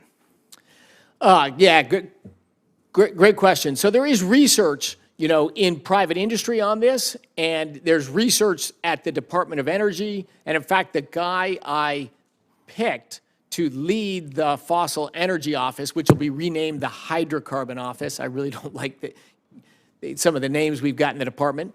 But in any case, he's a technology guy, and one of his big focus is just what you said. What's next? He's a young guy from North Dakota, actually. Oh, I got to be sharp then. But he's a high-tech guy who wants to look at what technology is 5, 10, 20 years out of the road. And you're right in that the single biggest target of that next generation is enhanced oil recovery out of shales. We can get 10% out with the technologies we've got today. How do we get more? And I think you're right that it's likely that the most viable ways to do it will be some kind of miscible gas that's injected underground. CO2 is certainly a great candidate for that. Yeah, there's others. Right, could be gas, ethane or methane, but 100%. And your research center that you've got in North Dakota with some great technical people there has been leaders in that effort, and I suspect will be growing leaders in that effort. One of the things, if I can ask one thing for the whole Senate, is please help confirm my people. You know, I've got 10 people that have gone through your committee that are sitting there, and I don't have them in the office. I don't have them on the team because of some procedural thing. They've already been vetted. They've already got bipartisan votes among this committee. I would desperately need some more people in the office to help me, including on this one. Glad you made that pitch. Very important. We're all aware of that. And we all do what we can to help make that happen. I appreciate that. We talked a little bit about critical minerals. We have a very interesting project going on in North Dakota right now with Talon Metals. They're affiliated with Rio Tinto and some other, big mining companies and that kind of thing. But essentially, they're mining nickel ore out of Minnesota, which has very rich ore deposits, northern Minnesota, bringing it over to North Dakota. And they're actually setting up a processing facility at what was the Westmoreland coal mine, which is a coal mine that shut down, reopening the mine, but for critical mineral development. They will process the nickel, and then that will actually go to like Tesla and other places that need the nickel for batteries so that they're not buying that from foreign countries. And then the tailings will be mixed with coal ash to produce building materials. Talk to me how we do more of that. You mentioned the project in Wyoming, but this is a project in North Dakota. Same thing, where we're now going to get critical minerals here at home, and the key is do it in a commercially viable way. That's what we got. This stuff works when we make it commercial. We can do all of it. The question is, can we make it commercially viable, right? So, Senator, one of the things I'm excited about, this time we are right now in our country's history. Like, we built big things, and we innovated, and we built giant things, and then we became a country where it was easy to stop things and hard to do things, and we just killed the mining industry. It just shrunk to a few existing mines. No one's built a new mine in this country forever. But I think we have a different attitude today in America, that we use these materials, they come out of mines. Shouldn't they come out of our mines? Because not only do we have the materials here, but we can drive innovation to do smarter mining and better mining. But since it's all been out of sight, out of mind overseas, the amount of people that study and think about mining in our country has shrunk so small, and it's up to you and I and everyone in this room to make mining and materials processing sexy again. But I believe we will, because it's now national security. We've seen the downside, national security downside of this, but yes, we need to get going on this stuff, and I think what could happen in the next decade is thrilling. I love that. We're going to make mining sexy again. That's a great way to put it. And we're looking forward to getting you out to the Energy Environmental Research Center, which you mentioned earlier. Yes. And again, thanks for all your great work. Appreciate it. Thank you, Senator. Thanks, Mr. Chair. Thank you. Senator Cotton. Secretary, welcome. The demand for lithium has substantially increased in recent years, but the United States is currently only responsible for about 1% of lithium mining and less than 5% of advanced lithium chemical processing capacity globally. That despite lithium being necessary in a wide range of uses to include critically military capabilities. In September of last year, the Department of Energy selected Standard Lithium and Equinor for a $225 million grant to develop the lithium reserves in South Arkansas in the Smackover Formation, where Geological Survey has found between 15 million and 19 million tons of lithium. I know that this grant was announced before your tenure, and it's under review now. When can Arkansans expect an answer on when the grant will be approved?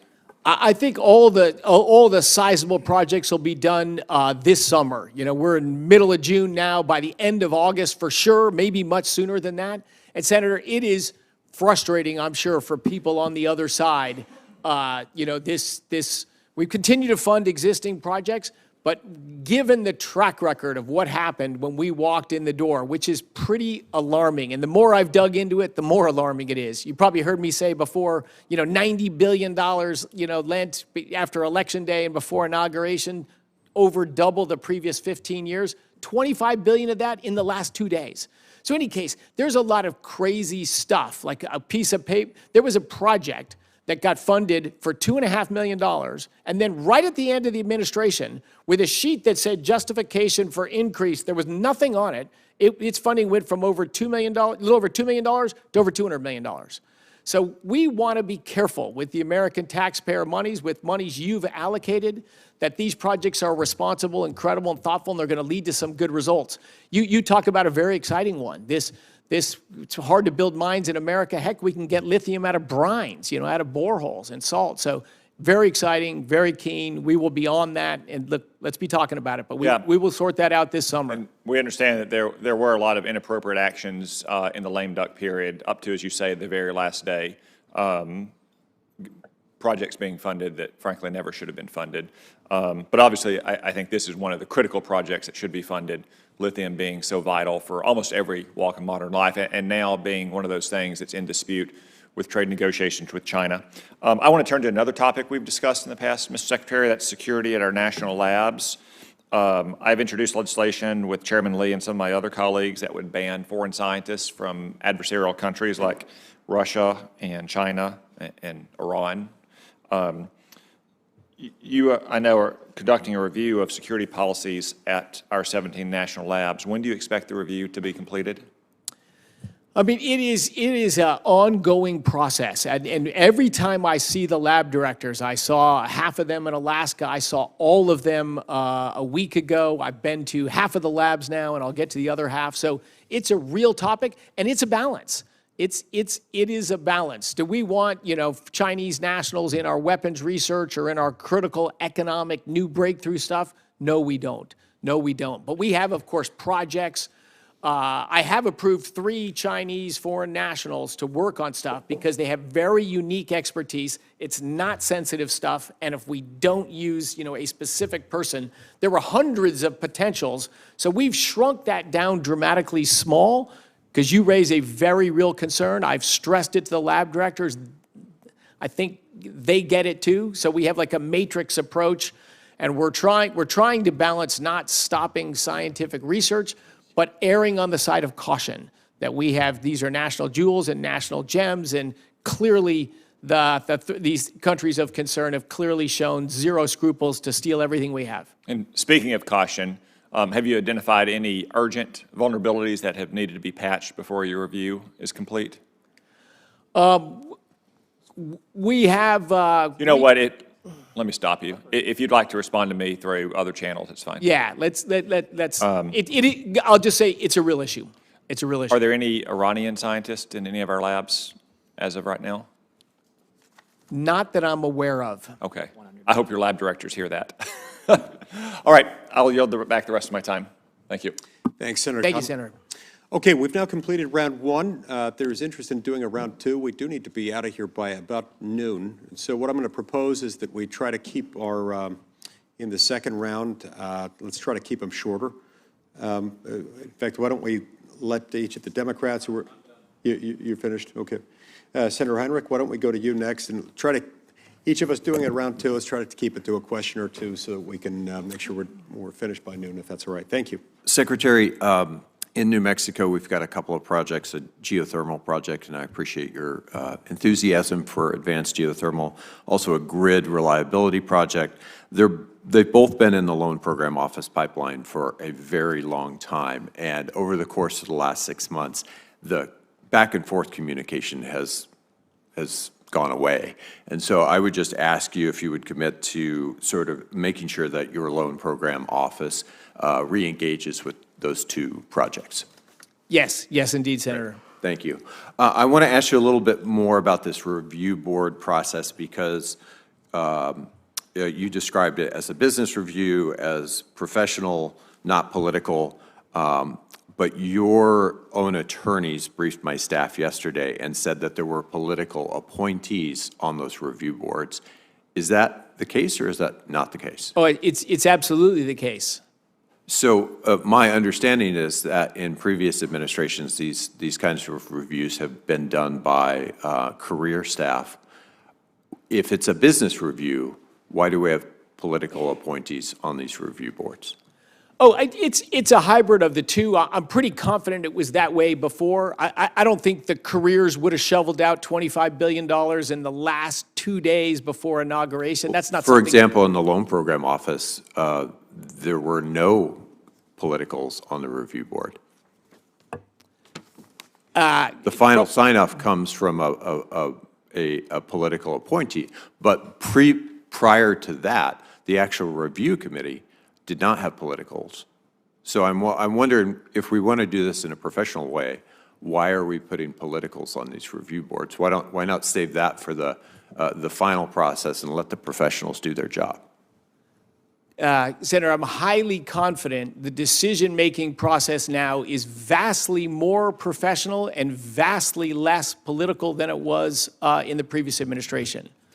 How am I supposed to evaluate that if there weren't politicals on these review boards before, and now we have politicals in the review boards? So why should I believe that to be the case if there's?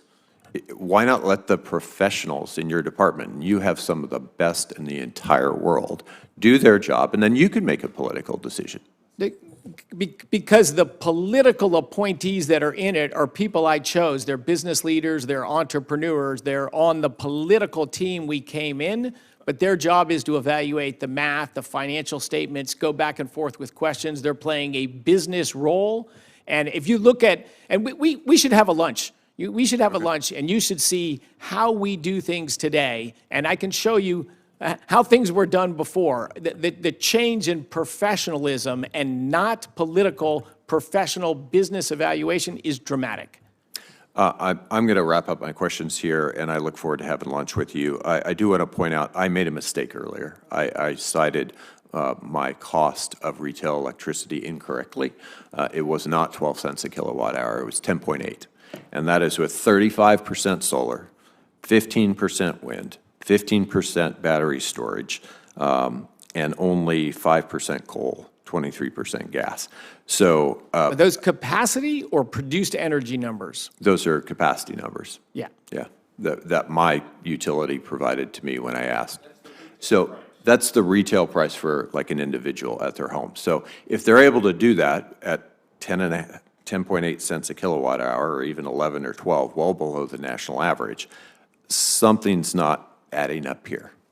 New Mexico's done a good job. Absolutely. Senator Hickenlooper. That's so clever to just say New Mexico's done a good job. What senator won't bask in that reflected glory? Let me turn to something that I think Senator King has already talked about a little bit, but I think that I look at energy efficiency. As a former governor and a former mayor, we knew that the cheapest energy we could find was the energy that we didn't have to use. So when you look at whether it's home insulation or all these different ways of trying to find more efficient ways of using the energy we already have and saving it, most of the studies show that's 2 to 3 times cheaper than whether you're talking about natural gas or wind or solar or anybody. It's cheaper to get through efficiencies. Some of the energy efficiency experts estimate that at somewhere between 2 and 5 cents per kilowatt hour. I think that we look at the parts of your enterprise that really work on this, and we see their budgets being dramatically cut. We have a. It's right over your head. I can. Oh, well, I couldn't see it. But anyway, you look at what this energy efficiency and renewable energy, which of course, since NREL, the National Renewable Energy Laboratory, is involved in a bunch of this work and is in my home turf. I can almost on a really clear day, if I get up on the 3rd floor, I can almost see them. That's a dramatic cut. I mean, and you can go even back to pre-Biden levels. That's a dramatic cut. And am I wrong that this is leading to some of the most cost-effective ways of addressing our climate or our energy costs? So I think you're right, Senator, that energy efficiency is a huge opportunity. And of course, it's pursued in all different ways. Just government expenditure from one department, I don't think is a great Would have proxy to of be, that. would have to be a well-run department. So I'm assuming that it's not just from one department, it'd be a department that's now using better systems and doing things more correct, more properly.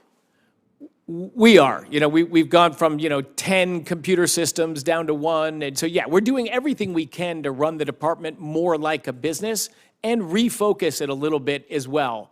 But I think less expenditure in a department that's got efficiency in its name does not mean a walking away from efficiency. But I think the biggest drivers of efficiencies, like most things, has been market forces, right? People find ways to do efficiencies, as you and I do in our lives and all that. And I've been quite critical and quite concerned about the regulatory example for the DOE. If we just keep regulating, you can only buy the super efficient Cadillac. Well, other people can't afford the Cadillac. So different people evaluate trade-offs differently. So I'm always skeptical of fitting a one-size-fits-all answer onto our whole population. No, but that's the whole point of doing, what the research they're doing is looking at a variety of ways to achieve this goal that pretty much everybody agrees is dramatically less expensive than having to go out and create new energy. Efforts in energy efficiency at the department and at NREL or whatever aren't going away. Gotcha. Okay, well, hopefully they'll get added expense. Just one more quick question. The intermittent, and I understand some of the legitimate concerns about intermittent energy, but at a certain point when you have a secure, you have places where you can get base load, that's secure and effective. That way, if the wind or the solar doesn't have batteries, I mean, ultimately, I think the question is whether you can get solar and wind with batteries to be cost-effective with coal or natural gas, which I think you can, but certainly if you look at the direction of funding. But even forgetting that, if your base load is if you've got backup already redundant energy for your base load, so that, let's say you only have 30% wind and 25% solar, if you have a cloudy day or you have a windless day, you still have some place you can, turn on natural gas powered plants or whatever. That really takes away a lot of the stridency for, that these intermittent sources of energy are somehow failed. Well, but it adds to the system costs. Like the biggest demand in PJM, the grid we are all in right here, 65 million people. Peak demand was the night after inauguration. At that time, 44% of the electricity came from gas, 22% from coal, 22% from nuclear, 6% from hydro, 4% from oil, 2% from wind, 0% from solar. So you needed if we had zero wind and solar, we needed exactly the same grid. And then we had wind and solar on top. So there's just no way that's ever going to be cheaper. All right, well, those are the two things we will discuss on our lunch. Yes. In terms of both the issues around climate change, because I think there's a lot to discuss there. Can I come to that lunch, Senator? If you're polite, pay. nice. Oh, he'll pay. All right. It's So getting if bigger okay and with you. bigger. I look forward to that lunch. Thank you. Mr. Secretary, accelerating the deployment of new nuclear energy is something that I think you agree is critical to the U.S. achieving global energy dominance and meeting our needs, our energy demands, our national security needs, particularly with the rise of artificial intelligence and the emerging AI race that's surrounding that. The Department of Energy has existing authority under the Atomic Energy Act, as you know, to authorize nuclear facilities, including reactors, and appears poised to be able to maximize the use of that authority pursuant to President Trump's recent executive orders. Can you discuss with us the department's authority to authorize nuclear projects, including reactors and fuel cycle facilities, and just describe for us how the department may use that authority to speed up the development and the deployment of new nuclear energy, and whether Congress ought to consider any legislative changes beyond that to help expand that authority? Yes, Senator, I think we can see from the historical record just what happened to our nuclear industry over the last 20 or 30 years. And almost impossible to permit anything, deathly slow, which means expensive, uncertainty scares capital away. So we are going to try to use all the resources of the department. I mentioned this test reactors. We want in 12 months from now to have reactors that are critical, meaning they are turned on and running in the Idaho National Lab. These are reactors that have been talked about for 15 years. Some of them can be built quickly and ready to go, and we want to use that authority because our fear is the old way it worked. 5 years from now, we'd still be talking about that. Soon we're going to have SMRs. So we're going to use that authority. One of the limits on our authority, we've also put out requests for people to build data centers or energy production on government lands, and we're going to see that happen. Right now, if they're authorized through the DOE, you can run a reactor, but you can't sell electricity from it. So we can run for a test or for what other purposes, but there is a limit there. Of course, together, hopefully we can get the NRC to be focused on safety and environmental protection in a reasonable fashion and not in an obstructionist, way over the top approach it's been in. The Grand Central Station in New York City, a train station, you know, hundreds of thousands of people walk through every day. You could not permit that as a nuclear power plant today because the radiation's too high. So those kind of, and using linear, no threshold, you know, math, if a lot is bad, well then a very little is still a little bit bad, makes it so that it just has become impractical to build cost-competitive nuclear plants. China builds a nuclear plant for a third the cost we do and a fourth the time. We want to protect our people. We want safety. We want to do all the right things, but we got to be smarter about how we do that, or nuclear will forever be on the edge of going to happen. We need to make it happen. It's just a great energy source that can help the world. Yes, it is indeed. And there's something of a difference, I think, between, on the one hand, a slow regulatory process that is advancing the ball and making things safer. And at some point, one might reach the point of diminishing marginal returns with regard to how long it takes. And it sounds like you agree that the system within the NRC isn't necessarily calibrated in order to maximize that.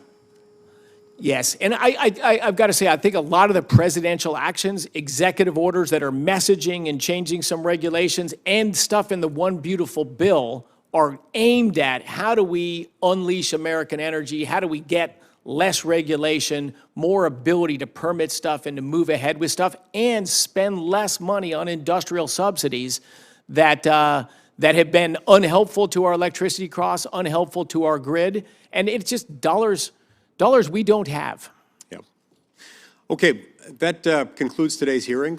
I want to thank my colleagues for being here, for participating. I want to thank you, Secretary Wright, for being here and answering our questions. The deadline for submitting questions for the record will be 6 p.m. tomorrow, Thursday, June 19th. Senators also have until 6 p.m. next Wednesday, June 25th, to add statements for the record for today's hearing. Thanks again, Mr. Secretary, for your testimony, and the committee stands adjourned.